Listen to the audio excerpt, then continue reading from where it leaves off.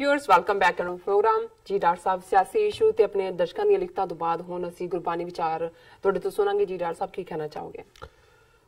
ਦੇਖੋ, ਸ਼ੁੱਕਰਵਾਰ ਦੇ ਪ੍ਰੋਗਰਾਮ 'ਚ ਅਸੀਂ ਸ਼ਲੋਕ ਵਾਰਾਂ ਤੇ ਵਧੀਕ ਦੀ ਵਿਚਾਰ ਕਰਦੇ ਜੀ। ਜੀਵਨ ਦੀ ਹਕੀਕਤ, ਜ਼ਿੰਦਗੀ ਦੀ ਹਕੀਕਤ ਜਿਹੜੀ ਕਦੇ ਉਸ ਸ਼ਹਿਰ ਦੇ ਵਿੱਚ ਸਿਆਲਕੋਟ ਦਾ ਹੀ ਇਹ ਵਾਕਿਆ ਹੈ ਕਿ ਗੁਰੂ ਨਾਨਕ ਸਾਹਿਬ ਨੇ ਭਾਈ ਮਰਦਾਨਾ ਜਿਹੜੇ ਕਿ ਉਹਨਾਂ ਦੇ ਸਫ਼ਰਾਂ ਦੇ ਸਾਥੀ ਸਨ, ਰਬਾਬ ਵਜਾਉਂਦੇ ਸਨ, ਬਾਣੀ ਨਾਲ ਗਾਇਨ ਕਰਦੇ ਸਨ ਜੀ, ਔਰ ਹਰ ਦੁੱਖ ਸੁੱਖ ਮੁਸੀਬਤ ਵੇਲੇ ਜਿਹੜਾ ਹਰ ਉਦਾਸੀ ਵੇਲੇ ਉਹ ਨਾਲ ਰਹੇ। ਉਹਨਾਂ ਨੂੰ ਗੁਰੂ ਨਾਨਕ ਸਾਹਿਬ ਨੇ ਇੱਕ ਟਕਾ ਦੇ ਕੇ ਉਸ ਬਾਜ਼ਾਰ ਦੇ ਵਿੱਚ ਭੇਜਿਆ ਔਰ ਇਹ ਕਿਹਾ ਕਿ ਵੀ 1 ਪੈਸੇ ਦਾ ਸੱਚ ਤੇ 1 ਪੈਸੇ ਦਾ ਝੂਠ ਲੈ। ਉਹ ਹੱਟੀ ਹੱਟੀ ਤੇ ਫਿਰਿਆ। ਕਿਸੇ ਨੇ ਕਿਹਾ ਜੀ ਸਬਜ਼ੀ ਲੈ ਜਾ, ਫਰੂਟ ਲੈ ਜਾ, ਦੂਜਾ ਭਾਈ ਇਹ ਨਹੀਂ ਹੈ। ਇੱਕ ਜਿਹੜਾ ਦੁਕਾਨਦਾਰ ਜਿਸ ਨੇ ਮੂਲਾ, ਜਿਸ ਦਾ ਨਾਂ ਹਿਸਟਰੀ ਕਹਿੰਦੀ ਹੈ, ਉਸ ਨੇ ਉਹ ਟਕਾ ਲਿਆ ਔਰ ਕਾਗਜ਼ ਤੇ ਲਿਖਿਆ ਮਰਨਾ ਸੱਚ ਤੇ ਜਿਉਣਾ ਝੂਠ। ਔਰ ਨਾਲ ਹੀ ਉਹ ਫਿਰ ਤੁਰ ਪਿਆ, ਕਹਿੰਦੇ ਜੀ ਜਿਹਨੇ ਸੌਦਾ ਲੈਣ ਭੇਜਿਆ ਮੈਨੂੰ ਜ਼ਰਾ ਉਹਦੇ ਦੀਦਾਰ ਵੀ ਕਰ ਲੈਣ ਦੇ।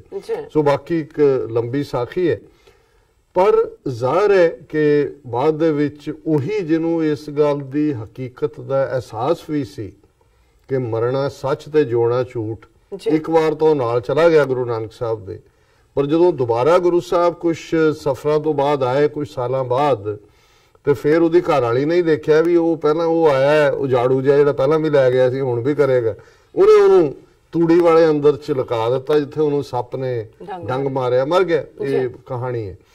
ਸੋ ਹੁਣ ਇਹਦੇ ਤੇ ਗੁਰੂ ਨਾਨਕ ਸਾਹਿਬ ਦਾ ਇੱਕ ਜਿਹੜਾ ਉਹ ਫਰਮਾਨ ਹੈ ਜਿਹਦੇ ਚ ਉਹਨਾਂ ਨੇ ਫਰਮਾਇਆ ਕਿ ਨਾਲ ਕਿਰਾੜਾ ਦੋਸਤੀ ਕੂੜਾ ਕੂੜੀ ਪਾਏ, ਮਰਨ ਨਾ ਜਾਪੈ ਮੂਲਿਆ ਆਵੇ ਕਿਸੇ ਥਾਂ। ਹੁਣ ਇੱਥੇ ਕੋਈ ਜ਼ਾਤ ਨਾਲ ਤਾਲੁਕ ਨਹੀਂ ਹੈ। ਹਾਲਾਂ ਸਾਡੇ ਲਹਿੰਦੇ ਪੰਜਾਬ 'ਚ ਹਰ ਬਾਣੀਆਂ ਨੂੰ ਕਿਰਾੜ ਕਿਹਾ ਜਾਂਦਾ ਹੈ, ਪਰ ਕਿਰਾੜ ਇੱਕ ਬਿਰਤੀ ਹੈ, ਤੁਹਾਡੀ ਮਾਨਸਿਕਤਾ ਹੈ, ਜ਼ਹਿਨੀਅਤ ਹੈ। ਜਦੋਂ ਤੁਸੀਂ ਫਾਇਦਾ ਨੁਕਸਾਨ ਦੇਖਦੇ ਹੋ, ਜੋ ਤੁਸੀਂ ਇੱਕ ਪਾਸੇ ਈਮਾਨ ਹੈ, ਇੱਕ ਪਾਸੇ ਫਾਇਦਾ ਨੁਕਸਾਨ ਹੈ, ਜਿੱਥੇ ਤੁਹਾਡਾ ਈਮਾਨ ਆ ਜਾਏ, ਜੇ ਤੁਸੀਂ ਈਮਾਨ ਨਾਲ ਸਮਝੌਤਾ ਕਰਦੇ ਹੋ ਤੁਸੀਂ ਕਿਰਾੜ ਹੋ। ਬਿਲਕੁਲ, ਉਹ ਕਿਸੇ ਵੀ ਮਜ਼ਹਬ ਵਾਲਾ ਹੋਏ, ਕਿਸੇ ਵੀ ਖਿੱਤੇ ਵਾਲਾ ਹੋਏ। ਔਰ ਇਹੀ ਮਾਇਆ ਜਦੋਂ ਤੁਸੀਂ ਤੁਹਾਡਾ ਈਮਾਨ ਡੋਲਦਾ ਹੈ, ਜਦੋਂ ਤੁਸੀਂ ਆਪਣੇ ਅਸੂਲ ਆਦਰਸ਼ ਤੋਂ ਡਿੱਗਦੇ ਹੋ, ਤੇ ਫਿਰ ਤੁਹਾਡਾ ਜਿਹੜਾ ਹੈ ਉਦੋਂ ਤੁਸੀਂ ਸਮਝੋ ਕਿ ਮਾਇਆ ਦਾ ਸਮੁੰਦਰ, ਮਾਇਆ ਦਾ ਦਰਿਆ, ਇਹ ਸਾਰੇ ਤੁਸੀਂ ਡੁੱਬ ਰਹੇ ਹੋ। ਜਿਹੜਾ ਅਸੀਂ ਬਾਣੀ 'ਚ ਜਾਂ ਦੂਸਰੇ ਜਿਹੜੇ ਰੂਹਾਨੀਅਤ ਦੇ ਜਿਨ੍ਹਾਂ ਨੇ ਮੈਸੇਜ ਦਿੱਤੇ ਨੇ ਉਹਨਾਂ ਦੇ ਕਲਾਮ 'ਚ ਦੇਖਦੇ। ਸੋ ਇਹ 2 ਸ਼ਲੋਕ ਅਸੀਂ ਅੱਜ ਦੀ ਵਿਚਾਰ ਲਈ ਚੁਣੇ ਨੇ, 34 ਨੰਬਰ ਔਰ 35 ਨੰਬਰ। और 34 नंबर श्लोक है, माया मोह दुख सागर है, बिख दुतर तरया न जाए, मेरा मेरा कर दे पछ मुए, होमे करत विहाए, मन मुखा उरवार ना पार है, अध विच रहे लपटाए, जो तुर लिखिया सो कमावना, करना कछु न जाए, गुरमति ज्ञान रतन मन वसै, सब देखिया ब्रह्म सुभाए, नानक सतगुरु बोयत है वड भागी चढ़े, ते भौजल पार लंघाए जी। और जेड़े प्राणी जेड़े इंसान माया ते मोह दे विच फस जांदे ने, समझो वो दुख दे समुंदर दे विच गोते लांदे ने। माया मोह दुख सागर है।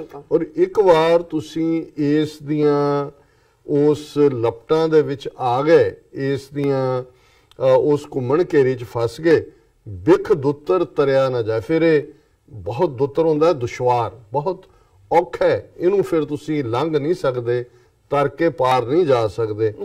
और फिर की तुसी कर दो, मेरा मेरा कर दे पछ मुए, कि इहदे च जिवें पलच पलच सगली मूई झूठे तंदे मोह, फस फस के पलचना होंदा, फस फस के मेरा मेरा कर दे तुसी होमै करत विहाए। तुहाडी सारी जिहड़ी जिंदगी है ਉਹ ਹਉਮੈ ਅਹਮ, ਜਿਸ ਨੂੰ ਅਨਾ ਕਹਿੰਦੇ ਨੇ ਸਾਡੇ ਲਹਿੰਦੇ ਪੰਜਾਬ 'ਚ, ਉਸ ਦੇ ਦੁਆਲੇ ਦੁਆਲੇ ਤੁਹਾਡੀ ਸਾਰੀ ਜ਼ਿੰਦਗੀ ਘੁੰਮੇਗੀ। ਔਰ ਇਹ ਜਦੋਂ ਤੁਸੀਂ ਅਨਾ ਦੇ ਵਿੱਚ ਜਿਉਂਦੇ ਹੋ ਤੇ ਸਮਝੋ ਤੁਸੀਂ ਰੱਬ ਵੱਲ ਨਹੀਂ ਆਪਣੇ ਮਨ ਵੱਲ ਮੂੰਹ ਕੀਤਾ ਹੋਇਆ ਤੇ ਤੁਸੀਂ ਮਨਮੁਖ ਹੋ, ਉਰਵਾਰ ਨਾ ਪਾਰ ਹੈ। ਫਿਰ ਤੁਹਾਨੂੰ ਕੋਈ ਕੰਢਾ ਨਸੀਬ ਨਹੀਂ ਹੋਣਾ। ਅੱਧ ਵਿੱਚ ਰਹਿ ਲਪਟਾਇਆ, ਵਿੱਚ ਵਿਚਾਲੇ ਜਾ ਕੇ ਡੁੱਬੋਗੇ, ਉਸ ਦੇ ਵਿੱਚ ਫਸੋਗੇ। ਜੋ ਧੁਰ ਲਿਖਿਆ ਸੋ ਕਮਾਵਣਾ, ਕਰਨਾ ਕਛੂ ਨਾ ਜਾਏ। ਤੇ ਗੁਰੂ ਸਾਹਿਬ ਫਰਮਾਉਂਦੇ ਨੇ ਵੀ ਅਲਟੀਮੇਟਲੀ ਇਹੋ ਜਿਹੇ ਲੋਕ ਰੱਬ ਦੀ ਰਹਿਮਤ ਤੋਂ ਸਖਣੇ ਨੇ, ਉਹਨਾਂ ਦੇ ਉੱਤੇ ਰੱਬ ਦਾ ਕਰਮ ਨਹੀਂ ਹੈ। ਇਹਨਾਂ ਬਾਰੇ ਤੁਸੀਂ ਕੀ ਕਰ ਸਕਦੇ ਹੋ? ਕਰਨਾ ਕਛੂ ਨਾ ਜਾਏ, ਗੁਰਮਤੀ ਗਿਆਨ ਰਤਨ ਮਨ ਵਸੈ, ਸਭ ਦੇਖਿਆ ਬ੍ਰਹਮ ਸੁਭਾਏ। ਜੇ ਗੁਰੂ ਦੀ ਮੱਤ ਲੈ ਕੇ ਉਸ ਦੇ ਗਿਆਨ ਦੇ ਵਿੱਚ ਅਸੀਂ ਜਿਹੜਾ ਉਸ ਰੱਬ ਨੂੰ ਸਭ ਦੇ ਵਿੱਚ ਦੇਖਦੇ ਆ, ਬ੍ਰਹਮ ਸੁਭਾਏ। ਨਾਨਕ ਸਤਗੁਰ ਬੋਇਥ ਹੈ, ਵਡਭਾਗੀ ਚੜ੍ਹੇ ਤੇ ਭੌਜਲ ਪਾਰ ਲੰਘਾਏ।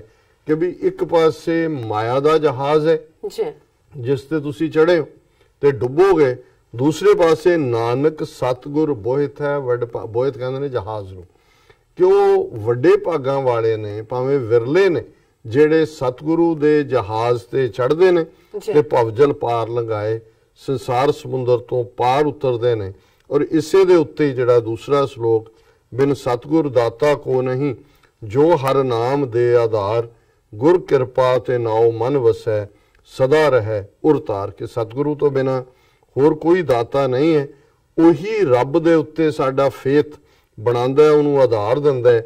ਔਰ ਗੁਰੂ ਦੀ ਕਿਰਪਾ ਨਾਲ ਰੱਬ ਦੀ ਯਾਦ ਤੁਹਾਡੇ ਤੁਰ ਅੰਦਰ ਵਸਦੀ ਹੈ।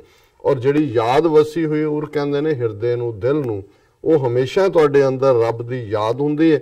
ਤੇ ਜਦੋਂ ਰੱਬ ਦੀ ਯਾਦ ਆ ਜਾਏ, ਤਿਸਨਾ ਬੁਝੇ ਤ੍ਰਿਪਤ ਹੋਏ, ਫਿਰ ਜਿਹੜੀ ਮਾਇਆ ਦੀ ਭੁੱਖ ਹੈ, ਸਹਿਜ ਖਟੇ ਲੱਖ ਕੋ ਉਠ ਧਾਵੇ, ਤ੍ਰਿਪਤ ਨਾ ਆਵੇ ਮਾਇਆ ਪਾਛੇ ਪਾਵੇ, ਉਹ ਮੁੱਕ ਜਾਂਦੀ ਹੈ, ਤ੍ਰਿਪਤੀ ਹੁੰਦੀ ਹੈ। ਹਰ ਕੈ ਨਾਏ ਪਿਆਰ, ਤੁਹਾਡਾ ਇੱਕੋ ਇੱਕ ਪਿਆਰ ਰੱਬ ਦੇ ਨਾਂ ਨਾਲ ਹੁੰਦਾ। ਨਾਨਕ ਗੁਰਮੁਖ ਪਾਈਏ, ਹਰ ਆਪਣੀ ਕਿਰਪਾ ਤਾਰ। ਗੁਰੂ ਸਾਹਿਬ ਫਰਮਾਉਂਦੇ ਨੇ ਕਿ ਉਸ ਵਾਹਿਗੁਰੂ ਦੀ ਬਖਸ਼ਿਸ਼ ਸਦਕਾ ਇਹ ਜਿਹੜਾ ਦਾਤ ਹੈ ਰੱਬ ਦੀ ਯਾਦ ਦੀ, ਰੱਬ ਦੀ ਇਬਾਦਤ ਦੀ, ਰੱਬ ਨੂੰ ਦੇ ਨਾਲ ਜੁੜਨ ਦੀ, ਇਹ ਗੁਰਮੁਖਾਂ ਨੂੰ ਹਾਸਲ ਹੁੰਦੀ ਹੈ। ਜੀ ਰਾਜ ਸਾਹਿਬ, ਇਹ ਅੱਜ ਦਾ ਵਿਚਾਰ। ਤੁਹਾਡਾ ਬਹੁਤ ਬਹੁਤ ਸ਼ੁਕਰੀਆ, ਤੁਸੀਂ ਅੱਜ ਦੇ ਐਮੀ ਸ਼ੋ ਤੇ ਅੱਜ ਦਾ ਵਿਚਾਰ ਸਾਡੇ ਦਰਸ਼ਕਾਂ ਨਾਲ ਸਾਂਝਾ ਕੀਤਾ। ਆਪਣਾ ਲੈਣੇ ਆਪਣੇ ਵੀਰਸ ਕੋਲ ਇਜਾਜ਼ਤ। ਵੀਰ, ਸਾਡੇ ਪ੍ਰੋਗਰਾਮ ਦਾ ਸਮਾਂ ਇੱਥੇ ਸਮਾਪਤ ਹੁੰਦਾ। ਤੁਸੀਂ ਆਪਣੇ ਤੇ ਸੁਝਾਅ ਸਾਨੂੰ ਭੇਜਣਾ ਭੁੱਲਣਾ। ਸਾਡੇ ਇਸ ਪਤੇ ਤੇ sos@tv84.tv ਤੇ ਅਸੀਂ ਆਪਣਾ ਪ੍ਰੋਗਰਾਮ ਲੈ ਕੇ ਫਿਰ ਦੁਬਾਰਾ ਹਾਜ਼ਰ ਹੋਵਾਂਗੇ। ਤਦ ਤੱਕ ਲਈ ਮੈਨੂੰ ਤੇ ਆਪਣਾ ਸੁਣਾਗਿਆ ਦਿਓ। ਦੇਖਦੇ ਰਹੋ TV84। ਬੁਲਾ ਦਿਓ ਫਤਿਹ। ਵਾਹਿਗੁਰੂ ਜੀ ਕਾ ਖਾਲਸਾ, ਵਾਹਿਗੁਰੂ ਜੀ ਕੀ ਫਤਿਹ।